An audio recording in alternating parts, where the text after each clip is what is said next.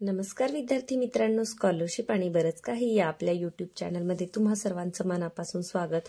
आज आपण इयत्ता दुसरीसाठी एक सराव प्रश्नपत्रिका सोडवणार आहोत।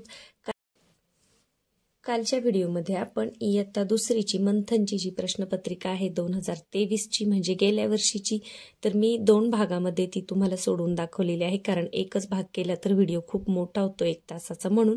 तर काल एक व्हिडिओ आलेला आहे, आज सकाळी एक आलेला आहे। तुम्ही जर पाहिला नसेल तर नक्की पहा। जेवढे तुम्ही जास्तीत जास्त प्रश्नपत्रिका सोडवाल तेवढा तुम्हाला पेपर सोडवायला अगदी सोपं जातं। कोणकोणत्या प्रकारचे प्रश्न येतात हे सुद्धा समजतं, म्हणून आपण सराव प्रश्नपत्रिका ज्या आहेत त्या सोडवणार आहोत। 10 प्रश्नपत्रिका आहेत या संचमध्ये, तर 10 व्हिडिओमध्ये आपण या 10 प्रश्नपत्रिका कव्हर करणार आहोत। आणि जे टॉपिक वरचे म्हणजे पुस्तकामधले जे सिलेबस आहे तर त्याच्यावर प्रत्येक याच्यावर आपण व्हिडिओ बनवलेला आहे। तुम्ही जर अजूनही पाहिला नसेल तर नक्की जाऊन पहा।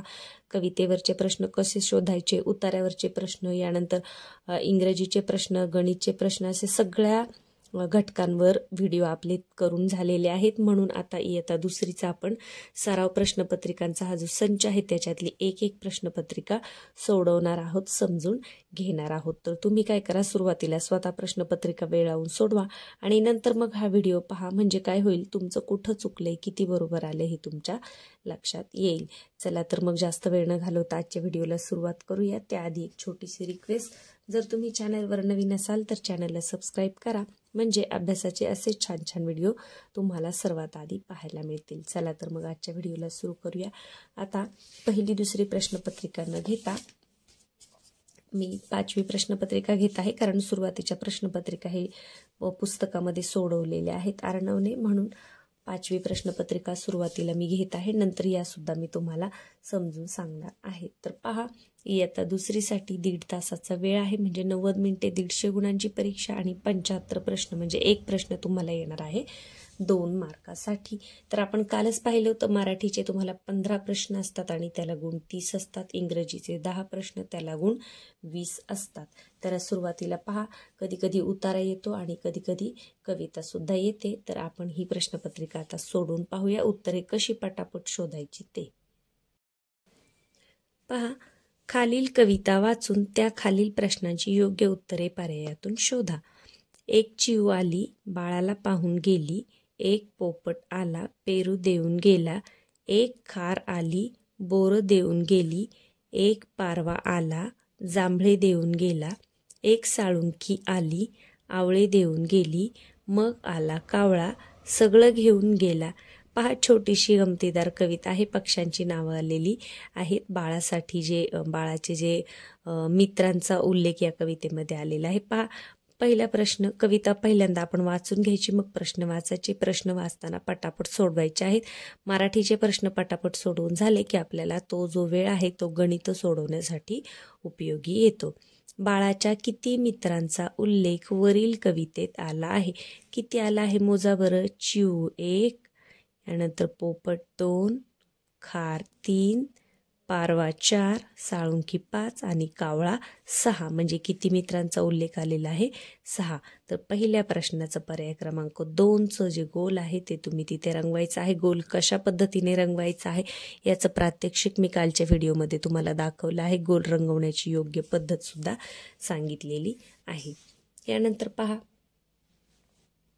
बाळाचा सगळा खाऊ कोण घेऊन गेला? आपण कविता वाचली, शेवटच आहे पहा, मग आला कावळा, सगळं घेऊन गेला, कावळा घेऊन गेला, कुठे आहे? पर्याय क्रमांक 3। या पद्धतीने एकदा तुम्ही वाचून व्यवस्थित समजून घेतलं म्हणजे प्रश्नांची उत्तरे आपल्याला अगदी पटापट सापडतात। पुढे जायचे लगेच। पुढील वाक्यातील अधोरेखित शब्दाचा समानार्थी शब्द शोधा। अधोरेखित म्हणजे ज्याच्या खाली रेष मारलेली आहे असा। आकाशात पक्षी उंच उडत आहेत, रेष कशा खाली मारलेली आहे? पक्षी, म्हणजे पक्षीचा समानार्थी शब्द आपल्याला शोधायचा आहे। मग पक्षीला काय समानार्थ आहे? पाखरू, ढग, प्राणी, गगन। आता ढग, प्राणी, गगन येईल का पक्षीला समानार्थी? नाही, तर काय येईल? पाखरू, म्हणजे प्रश्न 3चं उत्तर आहे पर्याय क्रमांक 1।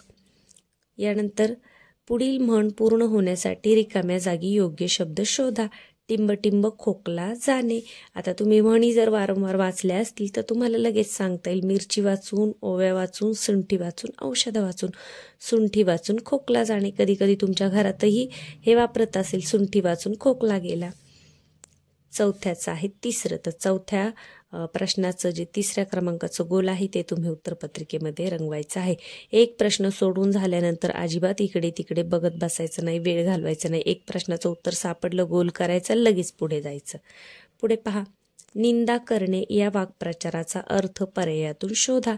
निंदा करणे म्हणजे फजिती करणे का? नाही. प्रशंसा करणे का? नाही. निर्धार करणे का? नाही. निर्धार म्हणजे तर निश्चय करणे. मग निंदा करणे म्हणजे काय?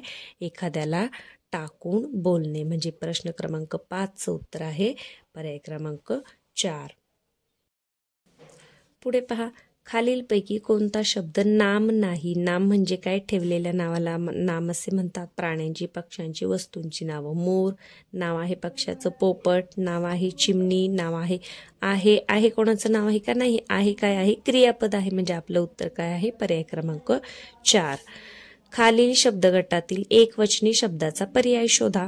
आता माना, एक मान, अनेक माना हे अनेकवचनी आहे. एक रस्ता, अनेक रस्ते म्हणजे एकवचनी कोणता आहे? रस्ता. काच, काचा. वाट, वाटा म्हणजे आपलं उत्तर कोणतं आहे? पर्याय क्रमांक 2. तर तुम्हाला जर असं वाचून समजलं नाही तर लगेच एक पेरू, अनेक पेरू याच पद्धतीने करून पाहायचं आहे. एक रस्ता, अनेक रस्ते होतं. म्हणजे आपलं उत्तर आहे पर्याय क्रमांक 2. खालील पर्यायातून वर्तमान काळी वाक्याचा पर्याय शोधा. आता आपल्याला माहिती आहे, जो होऊन गेला आहे तो भूतकाळ, जो येणार आहे तो भविष्यकाळ आणि जो चालू आहे त्याला म्हणतात वर्तमान काळ. सचिन व्यायाम करील मग इथे करणार आहे अजून तो म्हणजे भविष्यकाळ. मंगेश तिसरी जाईल, अजून गेला नाहीये म्हणजे हा सुद्धा भविष्यकाळ. विनोदने गृहपाठ केला. गणेश सफरचंद खातो, तर हा आहे वर्तमान काळ. केला म्हणजे करून झालेला आहे. होऊन गेलेला आहे म्हणजे तो आहे भूतकाळ. तर हे दोन्ही भविष्य, हा भूतकाळ आणि हा आहे वर्तमान काळ. चला पुढे जाऊया. खालील वाक्याच्या शेवटी कोणते विरामचिन्ह आले आहे? केवढा हा विशाल समुद्र. पहा, आपण कालच पाहिलं होतं. हे काय आहे? उद्गारवाचक चिन्ह. पहा, प्रश्नचिन्ह, उद्गार चिन्ह. तर हे कोणतं आहे? उद्गार चिन्ह म्हणजे पर्याय क्रमांक 2. जर तुम्हाला लगेच उत्तर पहिल्या दुसऱ्या पर्यायात सापडलं तर बाकीचे पर्याय वाचत बसायची गरज नाही. ते पर्याय केव्हा वाचायचे? जेव्हा खाली अ, ब, आणि ब असे जास्त उत्तर असतील तेव्हा ते पर्याय आपल्याला पडताळून पाहावे लागतात. पुढे संवाद दिलेला आहे. पहा, खालील संवाद वाचून त्या खाली विचारलेल्या प्रश्नांची उत्तरे शोधा. अरे सदू चल वही काढ, या 10 ओळी शुद्ध लेखन लिही. आई काय ग हे, रोज रोज कशाला लिहायचं ते शुद्ध लेखन? सदू, आपलं हस्ताक्षर सुधारावं आणि लेखन शुद्ध व्हावं म्हणून शुद्ध लेखन लिहायचं असतं. पण शब्द शुद्धच लिही असा तुझा अट्टहास का? हे बघ सदू, भात करण्यापूर्वी तांदूळ निवडायचा कंटाळा केला तर काय होईल? भातात खडे लागतील. अगदी बरोबर, तुला समजलं आता शुद्ध लेखनाचं महत्त्व. होय आई, तुझं म्हणणं मला पटलं. आता मी शुद्ध लिहील. तर पहा, शुद्ध लेखनाविषयी आई आणि सदूचा हा जो संवाद आहे तो इथे दिलेला आहे. तर आता त्याच्यावरचे प्रश्न पाहूयात. आईने सदूला किती ओळी लिहिण्यास सांगितल्या? आपण वाचले 10 ओळी. पहा, 5, 20, 10, 8. 10 ओळी म्हणजे पर्याय क्रमांक 3. भात करण्यापूर्वी तांदूळ निवडायचा कंटाळा केला तर काय होईल? इथेच दिसलं होतं आपल्याला की भातामध्ये खडे लागतील. कुठे आहे? पहा, भात चवदार होईल का नाही? भात शिजवावा लागणार नाही. भातात खडे लागतील. भात लवकर शिजेल. तर काय आहे उत्तर? भातात खडे लागतील. म्हणजे संवाद, कविता, उतारा जेव्हा येतो त्याच्यावर तुम्हाला 2 प्रश्न असतात 4 मार्कांसाठी. पुढे पहा, हुशार या शब्दाचा विरुद्धार्थी शब्द शोधा. हुशारच्या विरुद्ध गरीब येईल का? नाही. सुरेख नाही. आनंद नाही. तर हुशारच्या विरुद्ध मठ्ठ. यानंतर ही अक्षरे जुळवून कोणता अर्थपूर्ण शब्द तयार होता? आता पहा, कतरव काय येईल करता आपल्याला? करवत, करवत. पहा, कतरव, कवतर, करवत, तरकवतर. हे जरी तुम्ही वाचलं ना, इथे जुळवत न बसता हे जरी वाचलं तरी तुम्हाला कळणार आहे की करवत म्हणजे पर्याय क्रमांक 3. आता विमान चालवणारा या शब्दसमूहाबद्दल येणारा शब्द पर्यायातून शोधा. विमान चालवणारा कोण असतो? वैमानिक. वाहक कोण असतो? जो बसचा कंडक्टर असतो त्याला वाहक म्हणतात. जादूगार आणि चालक तरी येणार नाही. विमान चालवणारा वैमानिक. प्रश्न क्रमांक 14चं उत्तर आहे 2. यानंतर टिंबटिंब हा दिवस आपण स्वातंत्र्य दिन म्हणून साजरा करतो. आपल्याला माहिती आहे आपला स्वातंत्र्य दिन कोणता? 15 ऑगस्ट. या पद्धतीने मराठीचे 15 प्रश्न झालेले आहेत. मराठीचे प्रश्न जर तुम्ही पटापट वाचून पटापट सोडवले तर गणितासाठी तुम्हाला भरपूर वेळ सोडवण्यासाठी मिळतो. चला आता गणित विभाग सुरू झालेला आहे. पहा 25 प्रश्न आहेत 50 गुणांसाठी. गणित आणि बुद्धिमत्तेचे 25-25 प्रश्न आपल्याला असतात. पहा 1 ते 100 या संख्यांमध्ये एकक स्थानी 5 हा अंक असलेल्या एकूण किती संख्या आहेत? आता एकक स्थानी आपल्याला 5 पाहिजे.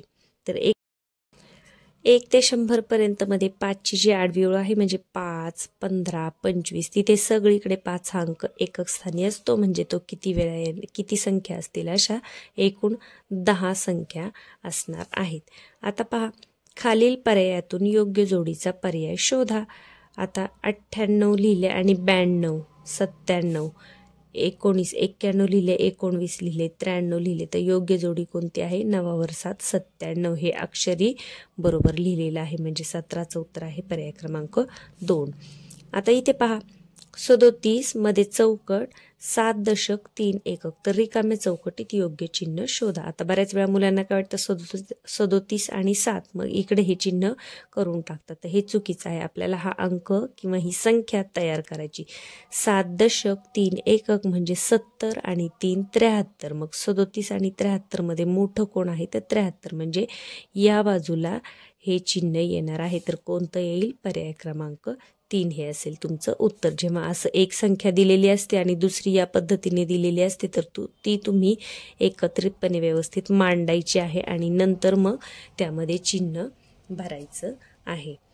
जोकर टोपीचा आकार टिंबटिंब असतो. आपल्याला माहिती आहे जोकरच्या टोपीचा आकार शंकूसारखा असतो. आता हे पुस्तकामध्ये आहेत आकार वगैरे सगळं. गौरीने बागेत जाताना 15 रुपयांची भेळ घेतली. तिने दुकानदाराला 50 रुपयांची नोट दिल्यावर दुकानदार तिला किती रुपये परत करील? आता 15 रुपयाची भेळ घेतलेली आहे म्हणजे आपल्याला काय करावं लागेल? कच्च्या पानावर जर तोंडी तुम्हाला जमलं नाही तर कच्च्या पानावर 50 वजा 15 करा. शून्यातून 5 जात नाही. मग इकडून एक हातचा घ्या. 10तून 5 गेले किती उरले? 5 आणि 4तून 1 गेला 3. म्हणजे किती रुपये परत यायला पाहिजे? 35 रुपये. तर पहा कुठे आहे? पर्याय क्रमांक 4 हे आहे आपलं उत्तर. यानंतर रामरावांच्या गोठ्यामध्ये 53 गायी व 29 म्हशी आहेत. तर रामरावांच्या गोठ्यातील एकूण जनावरांची संख्या किती? एकूण किती असा जेव्हा प्रश्न येत असतो तेव्हा आपल्याला काय करावं लागतं? बेरीज करावी लागते. तर 53 आणि 29. मग पहा 9 आणि 3 10 11 12 म्हणजे एकक स्थानी 2 असणारे 2 पर्याय. किंवा मग असं करून पहा 53 आणि 29, 9 आणि 3 10 11 12शी 2 हातचा आला 1 5 6 7 आणि 1 8 म्हणजे किती झाले? 82. तर बेरीज करायची आहे आणि उत्तर लिहायचं आहे. पर्याय क्रमांक 2. 2चा गोल तुम्ही तिथे रंगवायचा आहे. आता पुढे पहा 7.2 एकक वजा 5 दशक बरोबर किती? आता 7.2 एकक म्हणजे किती झाले? 70 आणि 2 72 वजा 5 दशक म्हणजे किती झाले? 50. 5 दशक म्हणजे 50. मग कच्च्या पानावर करून पहा 72 वजा 50. 2तून 0 गेला 2, 7तून 5 गेले 2, किती उरले? 22. पहा कुठे आहे? पर्याय क्रमांक 4 हे आहे तुमचं उत्तर. पुढे पहा 63 या संख्येत 3 या अंकाची स्थानिक किंमत किती? आता 3 आपल्याला कुठे दिसतंय? एकक स्थानी दिसतंय. तर दर्शनी किंमत म्हणजे जो अंक दिसतो तोच. स्थानिक किंमत म्हणजे तो ज्या स्थानावर आहे त्याची किंमत. एकक मध्ये आहे म्हणजे 3ची किंमत 3च आहे. जर दशक स्थानी असता तर मग 30 आली असती. तर 3ची किंमत किती आहे? 3च. म्हणजे पर्याय क्रमांक 1. खालीलपैकी कोणत्या पर्यायातील संख्यांचा चढता क्रम योग्य आहे? आता इथे संख्या अंकामध्ये न देता मुद्दाम अक्षरामध्ये दिलेल्या आहे. तर तुम्हाला इथे संख्या लिहाव्या लागणार आहे किंवा न लिहिता सुद्धा काही विद्यार्थी तोंडी सुद्धा हे करतात. आता पहा चढता क्रम म्हणजे आपल्याला वरती चढायचं म्हणजे सुरुवातीला छोटा अंक, नंतर मोठा, मग त्याच्यापेक्षा मोठा. आता 43 नंतर 40 येईल का? नाही येणार, म्हणजे हा पर्याय येणार नाही. आपल्याला असं सुद्धा लगेच समजतं. आता 56 नंतर 58 बरोबर आहे, त्याच्यानंतर 69 हे होऊ शकतं. 74 नंतर 72 येईल का? नाही, हा येणार नाही. 86 8 वर 6, त्यानंतर 83 8 वर 3, अगोदर 8 वर 6 येईल का चढत्या क्रमात? नाही, म्हणजे हे सुद्धा नाही. तर आपलं उत्तर कोणतं आहे? पर्याय क्रमांक 2. इथे तुम्ही संख्या लिहिल्या तरी चालतील आणि संख्या न लिहिता थोडंसं व्यवस्थित वाचलं आणि समजून घेतलं तरीही तुम्हाला याचं उत्तर लगेच सापडणार आहे. पहिल्या 1-2 संख्यांमध्येच हे आपल्याला मिळून जातं. पुढे पहा, खालीलपैकी कोणती आकृती आयताची नाही? आता आयत म्हणजे त्याला लांबी असते, रुंदी असते. तर पहा, ही आहे, ही पण आहे, ही पण आहे, आणि ही काय आहे? हा आयत नाही. हा 1 2 3 4 5 हा आहे पंचकोन, म्हणजे पर्याय क्रमांक 3 हे असणार आहे आपलं उत्तर. तर या पद्धतीने प्रश्न आपले सोडवून झाले की आपण पटापट पुढच्या प्रश्नाकडे जायचं आहे, कारण एकदा पेपर हातात मिळाला की मग आपल्याला वेळ अजिबात पुरत नाही. 25 अधिक म बरोबर 30, तर म बरोबर किती? आता बऱ्याच वेळा मुलं असं पाहून गोंधळतात, हे म काय आहे? म्हणजे इथे रिकाम्या चौकटीऐवजी तुम्हाला फक्त अक्षर दिलेलं आहे, तर तुम्हाला इथे कोणती संख्या येईल ती काढायची. आता 25 मध्ये किती मिळवल्यावर 30 होतील? तोंडी सुद्धा करू शकतो आपण. 25 मध्ये 5 मिळवल्यावर 30 होतील, किंवा मग 30 मधून 25 वजा करा. 30 मधून 25 गेले तर 5 उरतात. पर्याय क्रमांक 2. इथे जवळ अंक आहे, 25च्या पुढे 30 येईपर्यंत मोजा. 26 27 28 29 30 जवळच्या संख्या असतील तर पुढे मोजून बेरीज करता येते आणि इथला अंक तुम्हाला मिळून जाईल. आणि खूप जास्त अंतर असेल तर मग या संख्येतून ही संख्या, म्हणजे मोठ्या संख्येतून छोटी संख्या वजा करा, मधली संख्या तुम्हाला मिळून जाते. याचं उत्तर आहे पर्याय क्रमांक 2. आता पहा, चित्ररूप माहितीवर एकतरी प्रश्न हा असतोच. सोबत दिलेल्या तक्त्यामध्ये विविध वाद्य शिकणारे विद्यार्थी दाखवले आहेत. यावरून खालील प्रश्नाचे उत्तर शोधा. आता हे वाचत नाही बसले तुम्ही तरी चालेल, डायरेक्ट प्रश्न वाचा, कारण हे वाचण्यामध्ये सुद्धा मुलांचा वेळ जातो. तबला वादन करणारे किती विद्यार्थी आहेत? तबल्याचं चित्र पहा इथे. किती आहेत? 1 2 3 4. किती सोपं आहे पहा, 4. पर्याय क्रमांक 1 झालं लगेच. आता पुढच्या प्रश्नावर या. 28 खालीलपैकी कोणत्या पर्यायाचे उत्तर सर्वात लहान संख्या आहे? आता इथे आपल्याला सोडून पाहायचं आहे. आता पहा, इथे मी लिहून घेतेय. 7 5 35. दुसरं काय आलं?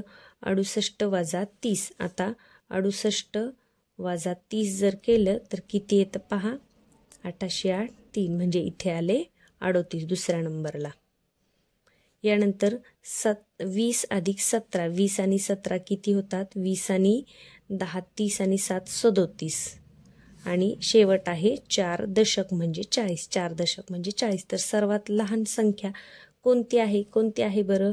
35 38 37 40, म्हणजे 35. म्हणजे उत्तर कोणतं येईल आपलं? पर्याय क्रमांक 1. तर या पद्धतीने जेव्हा असं चिन्हांमध्ये दिलेलं असतं, पटकन तुम्ही तिथे कच्च्या ठिकाणी संख्या लिहून टाकायची आहे. आणि संख्या लिहून ही जी दिलेली क्रिया आहे, बेरीज असेल, वजाबाकी असेल, गुणाकार असेल, ती करायची आणि पटापट संख्या मांडून घ्यायच्या आहेत.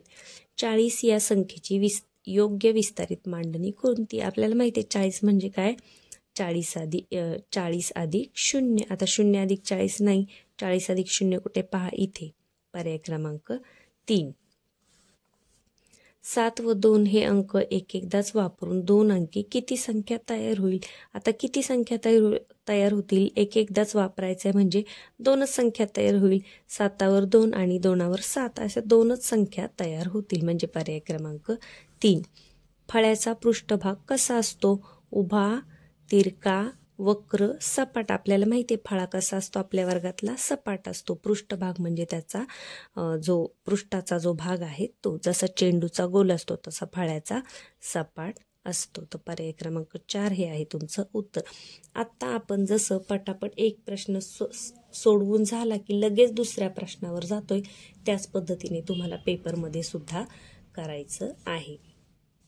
पुढे जाऊयात.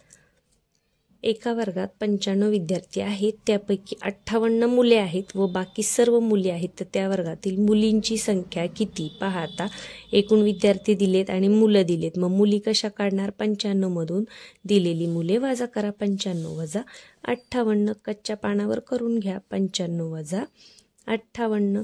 आता 5 मधून 8 जात नाही, एक हातचा उसना घ्या, इथे 8 उरले, 15 झाले. पहा 15 मधून 8 गेले, उरतात 7 आणि 8 मधून 5 गेले, उरतात 3, म्हणजे 37 मुलींची संख्या किती आली? 37. पर्याय क्रमांक 2. पुढे पहा 50 सेंटीमीटर बरोबर किती मीटर? आपल्याला माहिती आहे 1 मीटर बरोबर 100 सेंटीमीटर, मग 50 सेंटीमीटर बरोबर किती मीटर झाले? अर्धा मीटर. घड्याळात तास काटा 7 व 6च्या दरम्यान व मिनिट काटा 6 वर असताना किती वाजले? आता 7 आणि 6च्या मध्ये मिनिट काटा आहे, तर किती वाजलेले असणार? 6:30 वाजलेले असणार. 6:30 वाजता 6 आणि 7च्या दरम्यान असतो तास काटा आणि मिनिट काटा 6 वर असतो, तर 6:30. पर्याय क्रमांक 1 हे आहे तुमचं उत्तर. यानंतर सोबतची आकृती टिंबटिंब आहे, लगेच कळते पाहिल्यावर. हे काय आहे? वर्तुळ. पर्याय क्रमांक 4. खालीलपैकी कोणत्या गुणाकाराचे उत्तर समसंख्या येईल?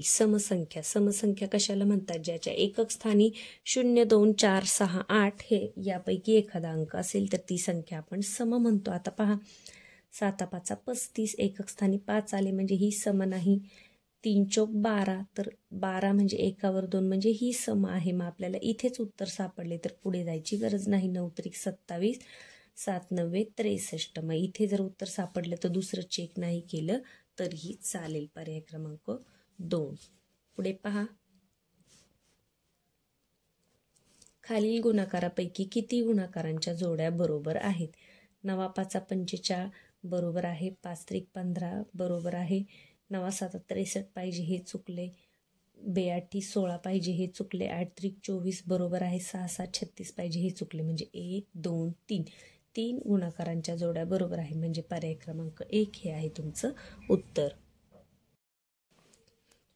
आता पहा 5 वजा 1 बरोबर किती? या वजाबाकी या क्रियेचे कोणते शाब्दिक उदाहरण तयार होईल? म्हणजे इथे तुम्हाला कोणतंही गणित सोडवायला सांगितलेलं नाही, तर शाब्दिक उदाहरण तयार करायला सांगितले. पहा 5 वजा 1, 5 मध्ये 1 मिळवला तर किती उत्तर येईल? इथे मिळवण्याची क्रिया आहे का? नाही, म्हणजे हे नाही येणार. 5 आणि 1 मिळून किती होतात? म्हणजे इथे सुद्धा मिळून आले म्हणजे बेरीज आहे का? हे सुद्धा नाही. 5 मधून 1 कमी केला तर किती शिल्लक राहील? बरोबर आहे, इथे 5 मधून 1 कमी केलाय म्हणजे आपलं उत्तर आहे पर्याय क्रमांक 2. पुढे पहा सोबतच्या गुणाकाराच्या उदाहरणात स्टारच्या जागी समान अंक आहे, तर तो अंक पर्यायातून शोधा. पहा 6ला कितीने गुणलं तर दशक स्थानी 4 आणि इथे आता 0 घेऊन पहा. आता जेव्हा असं दिलेलं असतं तेव्हा पर्यायांमधून चेक करायचं, तर 0ने गुणलं तर येईल का? नाही येणार. 0ने गुणलं तर 0च उत्तर. 6 6 36 येईल. 8ने गुणलं तर 6 8 48 बरोबर येईल, म्हणजे इथे 8 ठेवलं तर 48, 4वर 8 म्हणजे या फुलाची या स्टारची किंमत समान आलेली आहे, म्हणजे आपलं उत्तर आहे पर्याय क्रमांक 3.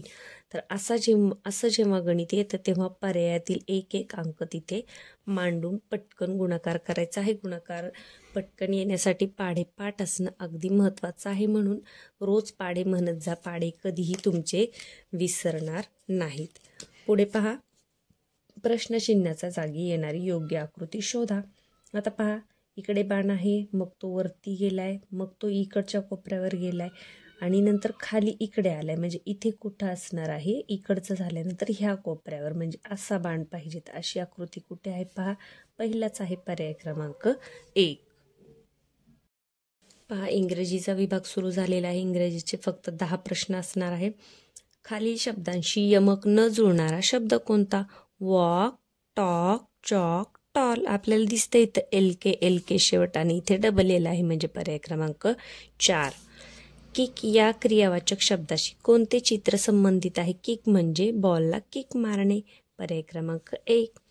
खालीलपैकी कॅपिटल व स्मॉल अक्षरांची कोणती जोडी योग्य नाही? कोणती योग्य नाही विचारले. कॅपिटल M स्मॉल n बरोबर आहे, टी सुद्धा बरोबर आहे, ए सुद्धा बरोबर आहे. इथे बी दिले आणि इथे डी दिले, म्हणजे योग्य जोडी कोणती नाही? पर्याय क्रमांक 4. पुढे चला. वेगळ्या ध्वनीने सुरुवात होणारा शब्द शोधा. Man, mat, match, moon. इथे सगळीकडे मॅ असा उच्चार आलेला आहे आणि इथे मून, म्हणजे पर्याय क्रमांक 4 हे आहे तुमचं उत्तर. पुढचं पहा. रिकाम्या जागी कोणते अक्षर लिहिल्यास दोनही शब्द अर्थपूर्ण होतील? आता पहा, बी आणि इथे एक्स आहे, तर एक्स पासून करायचंय म्हणजे आपल्याला माहिती आहे ओ एक्स म्हणजे ऑक्स म्हणजे बैल, म्हणजे उत्तर आहे पर्याय क्रमांक 3. पुढे पहा. रिकाम्या जागी क्रमाने येणाऱ्या वाराचे नाव शोधा. वेनसडे, थर्सडे, मग सॅटरडे. थर्सडेचं स्पेलिंग कुठे आहे पहा. थर्सडे गुरुवार, पर्याय क्रमांक 4. सोबतच्या चित्रामध्ये एकूण किती लाईन्स आहेत? किती लाईन्स आहेत? आता आपल्याला वर्तुळ मोजायचे का नाही, फक्त लाईन्स मोजायचे आहेत. 1 2 3 4 5 6 7. कुठे आहे 7? म्हणजे 7, पर्याय क्रमांक 2. पुढे जाऊया. खालील वाक्यात किती शब्दांची सुरुवात कॅपिटल अक्षराने करावी लागेल? आता आपण कॅपिटल अक्षर कधी लिहितो? वाक्याच्या सुरुवातीला, आणि नाव असेल तर मग कॅपिटल अक्षर लिहिले जातात. तर पहा, पूजा. इथे पहा, पूजा, गणेश, संगीता, मिताली. इथे मुलांची नावं आलेली आहेत, म्हणजे ही कॅपिटल यायला पाहिजे होती. 1 2 3 आणि 4. तर कुठे आहे? 4, पर्याय क्रमांक 3. तुमच्या छोट्या बहिणीचा वाढदिवस आहे, तर तुम्ही तिला कसे अभिवादन द्याल? आपल्याला माहिती आहे वाढदिवसाला आपण काय म्हणतो? हॅपी बर्थडे, पर्याय क्रमांक 4 हे आहे तुमचं उत्तर. पुढचा प्रश्न पहा. चित्र पहा व चेंडू कोठे आहे ते सांगा. चेंडू कोठे आहे? टेबलच्या खाली आहे, म्हणजे काय म्हणता येईल? इन द म्हणता येईल का? नाही. ऑन द नाही. अबाव नाही. Under the table. Under the table, पर्याय क्रमांक 3. इंग्रजीचे प्रश्न सोडून झाले. आता आपण वळतोय बुद्धिमत्तेच्या प्रश्नांकडे. तर 25 प्रश्न आहेत 50 गुणांसाठी. पहा, इंग्रजी अक्षर मालिकेतील एम हे अक्षर कोणत्या अक्षराच्या मधोमध येईल? आता एम कोणत्या अक्षराच्या मधोमध येईल? के आणि ओच्या येते का? के आणि ओच्या बरोबर एक एक अक्षर सोडून येते, म्हणजे इथे सापडलं आपल्याला उत्तर. दुसरे पर्याय चेक करत बसायची गरज नाही. एका स्पर्धेमध्ये पाठांतर आणि हस्ताक्षर यांच्यामध्ये निबंध स्पर्धा झाल्या. हस्ताक्षर स्पर्धेनंतर गायन स्पर्धा झाल्या, तर सर्वात अगोदर कोणती स्पर्धा झाली? आता जेव्हा असं येतं तेव्हा पहा, आपण तोंडी सुद्धा करू शकतो आणि असं सुद्धा करू शकतो. पहा, पाठांतर आणि हस्ताक्षर यांच्यामध्ये कोणती झाली आहे? निबंध स्पर्धा झालेली आहे, मध्ये झाली निबंध स्पर्धा. आणि गायन स्पर्धा कधी झालेली आहे? हस्ताक्षरच्या नंतर गायन स्पर्धा झालेली आहे, म्हणजे सर्वात सुरुवातीला कोणती स्पर्धा झाली? पाठांतर. तर या पद्धतीने मांडून सुद्धा करू शकता, किंवा तोंडी समजलं तर तोंडी करा. कुठे आहे पाठांतर? पर्याय क्रमांक 4. यानंतर 53 व 54 साठी सूचना.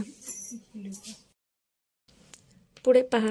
एका सांकेतिक भाषेत गवत हा शब्द असा लिहितात, वजन हा शब्द असा लिहितात, तर त्याच भाषेत या चिन्हांनी कोणता शब्द लिहायला? आता त्रिकोण कशासाठी दिलाय पहा, ज साठी दिलाय, मध्ये आले म्हणजे ज. आणि फूल म्हणजे स्टार कशासाठी दिलंय? ग साठी. ज ग म्हणजे कोणता शब्द तयार होईल? ज ग, पर्याय क्रमांक 3. तर या पद्धतीने किती नंबरला कोणती आकृती आली ते पहा. असं तोंडी नाही समजलं तर लिहून ठेवा. सचिन उगवत्या सूर्याकडे तोंड करून उभा आहे. त्याच्या उजव्या बाजूला काटकोनात कोणती दिशा असेल? आपल्याला माहिती, उगवत्या सूर्याकडे म्हणजे पूर्वेकडे जर आपलं तोंड असेल तर आपल्या उजव्या हाताला दक्षिण दिशा असते. सूर्य उगवतो पूर्वेला, मावळतो हा पश्चिमेला, दक्षिण दिशा उजवीकडे, उत्तर पहा डावीकडे. डाव्या बाजूला आलं तर उत्तर, उजव्या बाजूला आलं तर दक्षिण. पहिल्या पदाचा दुसऱ्या पदाशी विशिष्ट संबंध आहे, तसा संबंध तिसऱ्या व चौथ्या पदाचा आहे, तर प्रश्नचिन्हाच्या जागी येणाऱ्या पदाचा पर्याय शोधा. हे सुद्धा वाचत नाही बसलं तरी चालतं, डायरेक्ट पाहायचं की याच्यासारखी ही आकृती आहे, ते इथे कोणती येईल? आता पहा, 3 चौकोन आहेत, त्याच्यातलं एक कमी झालंय, मग इथे काय आहे? 5 वर्तुळ आहेत, तर त्याच्यातलं एक कमी झाले, म्हणजे कोणतं येईल? पर्याय क्रमांक 1 हे असेल तुमचं उत्तर. पुढे पहा. 63 36 म्हणजे काय केले? अंकांची फक्त अदलाबदल केली. आता 49 आहे, मग इथे 4 वर 9चं काय होईल? 9 वर 4. कुठे आहे? पर्याय क्रमांक 4.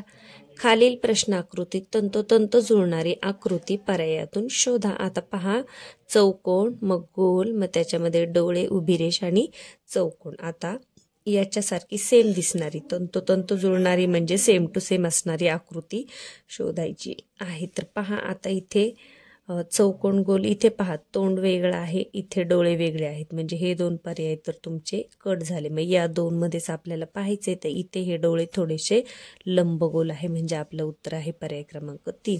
तर अशा जेव्हा आकृत्या येतात तेव्हा पटकन दोन आकृत्या त्याच्यातल्या बाजूला करायला शिका, म्हणजे उरलेल्या दोन मध्ये आपल्याला तुलना करता येते. यानंतर खालील प्रश्नात संख्यांचा विशिष्ट क्रम आहे, प्रश्नचिन्हाच्या जागी क्रमाने येणारी संख्या शोधा. तर पहा, 55, 44, 33 आपल्याला लगेच कळते 11चा पाडा उलटा लिहिलाय, मग इथे कोणतं येईल? 22 पर्याय क्रमांक 2. या अंकमालिकेत कोणता अंक सर्वात जास्त वेळा आला आहे? एकदा नजर फिरवा. 1 1 1 1 1 1 म्हणजे 1 हाच अंक खूप जास्त वेळेला आहे. 1 2 3 4 5 6 7 7 वेळा आले पहा 1. तर थोडीशी तुम्ही निरीक्षण केलं तरी तुमच्या लक्षात येणार आहे की कोणता अंक सर्वात जास्त वेळा आले. पुढे पहा, 61 व 62 साठी गटात न बसणारे पद ओळखायचे. आता पहा, 1 2 3 1 2 3 3 आहेत, 1 2 3 4 4 आहेत, म्हणजे एक वाढले. 1 2 3 4 5 5 म्हणजे एक एक वाढत चालले. इथे मात्र 1 2 3 म्हणजे उलट इथे कमी झाले, म्हणजे गटात न बसणारं कोणतं आहे? पर्याय क्रमांक 4. पुढे पहा, सुमन, कुसुम, फूल, क्रोध. आपल्याला वाचल्यावरच कळते सुमन, कुसुम, फूल हे तीनही समानार्थी शब्द आहेत. क्रोध हा त्याच्यामध्ये येत नाही, म्हणजे गटात न बसणारा कोणता आहे? पर्याय क्रमांक 4. पुढे पाहूयात, पाण्यातील प्रतिबिंब कसे दिसेल ते आपल्याला पाहायचे. आता आपण कालच पाहिलं, खाली अशा रेषा आहेत म्हणजे खाली पाणी आहे. मग पाण्यात जेव्हा प्रतिमा दिसते तेव्हा हे वरचं असं उलट होतं. तर आपल्याला काय पाहायचंय? वरचा चौकोन खाली आणि त्रिकोण उलटा. तर असं कुठं दिसते? हे दोन तर येणारच नाही याच्यात वरती, म्हणजे ह्या दोन आकृत्या कट करून टाका. आता ह्या दोन मध्ये पहा, आता हे जेव्हा असं येईल तेव्हा हे याच बाजूला राहील. जरी तळामध्ये खाली असलं तरी हे असंच फक्त उलट दिसेल, बरोबरचं चिन्ह इकडेच राहील. तर असं कुठं दिसतंय? बरोबरचं चिन्ह इकडेच इथे दिसतंय पहा, याच बाजूला म्हणजे डाव्या हाताला, म्हणजे आपलं उत्तर आहे पर्याय क्रमांक 1. याची जागा बदलत नाही. यानंतर सोबतच्या आकृतीत प्रश्नचिन्हाच्या जागी कोणती संख्या येईल? पहा बरं काय संबंध जुळतो. उभं पहा, उभं जमतंय का? 4 आणि 2 7, 5 आणि 3 1 होतंय का? नाही. मग आडवं पहा, 2 आणि 3 5, 4 आणि 5 9. मग समजलं आपल्याला 7 आणि 1 काय येईल? 8 पर्याय क्रमांक 2. आरशातील प्रतिमा आता आपल्याला शोधायची. आरशातील प्रतिमा कशी दिसेल पहा, पाण्यातील असतं तेव्हा असं खालच्या बाजूला असतं, मग ते उलट दिसतं. आणि आरसा जर या बाजूला दिला तर ही बाजू इकडे जाणार आहे. आता ही बाजू इकडे जाणार म्हणजे हे शेपूट कुठे जाणार आहे? या बाजूला जाणार आहे. तसं या बाजूला शेपूट दिसणारी पहा बरं तुम्हाला, हे असं उलट न होता फक्त ही बाजू इकडे जाणार आहे. तर हे शेपूट फक्त आपल्याला इकडे पाहिजे. तर अशी फक्त एकच आकृती आहे, इथे जास्त शोधण्याची सुद्धा तुम्हाला गरज नाही. पर्याय क्रमांक 2 हे आहे तुमचं उत्तर. यानंतर एका सांकेतिक भाषेत 5 30 काय बरं? 5 30 7 56 7 8 56 म्हणजे 5 30 5च्या पुढचा अंक घेतलाय 6 आणि गुणले 7 8 56 7च्या पुढे 8 घेतले गुणले बेत्रिक 6 म्हणजे 2च्या पुढचा अंक घेतलाय 3. तर त्याच भाषेत 3च्या पुढे कोणता अंक आहे? 3 नंतर 4 आहे म्हणजे 3 चोक 12. मग आपलं काय उत्तर येईल? 12.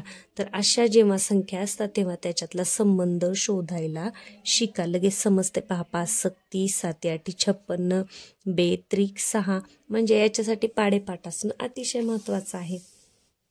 पुढे पाहूयात, सोबतच्या आकृतीत एकूण किती आयत आहेत? आयत म्हणजे ज्याला लांबी रुंदी असते. आता पहा, सुरुवात बाहेरून करूया आपण. बाहेरचा मोठा हा मेन 1, त्यानंतर हा 2, हा 3, हा पूर्ण मिळून एक 4 आणि हा एक 5. म्हणजे किती आहेत आयत? 5 आयत आहेत. पुढील प्रश्नातील चुकीचे पद ओळखा. 30 15 18 24 25.